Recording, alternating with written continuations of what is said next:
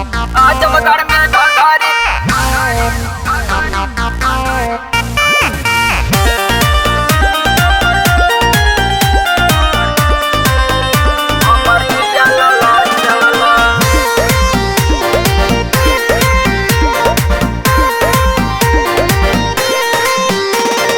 बलिया गोरखपुर में बुक रहे सट्टा, छपरा सिवान में उड़वाला दुपट्टा।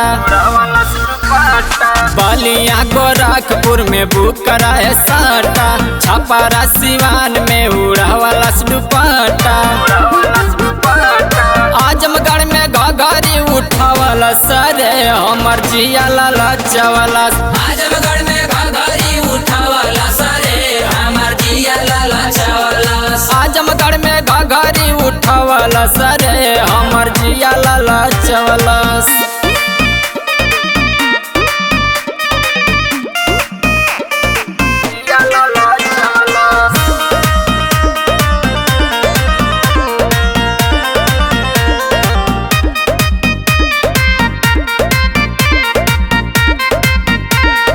बक्सर बिहार में ही मरले बकनखी, मरले बकनखी हो मरले बकनखी। गाजीपुर के लोग देखी गइल बावे सनकी। गइल बावे सनकी हो गइल बावे सनकी। बक्सर बिहार में ही मरले बकनखी, गाजीपुर के लोग देखी गइल बावे सनकी। आजमगढ़ में टांगरी देखावला सरे हमर जिया ललचवला। आजमगढ़ में घघरी उठावला सरे हमर जिया ललचवला। आजमगढ़ में टांगरी देखावला सरे हमर जिया ललचवला। आजमगढ़ में घघरी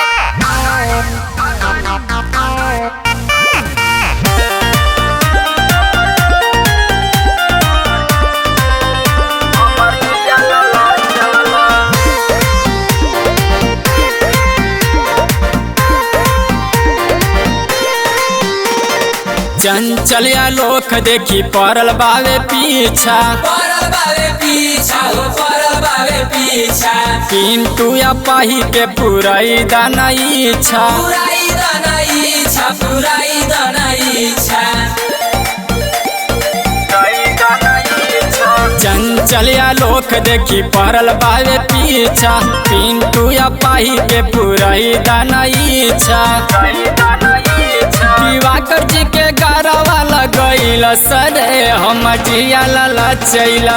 आजमगढ़ में घघरी उठावला सरे हमर जिया ललचवला। आजमगढ़ में घघरी उठैल सरे हमर जिया ललचैला।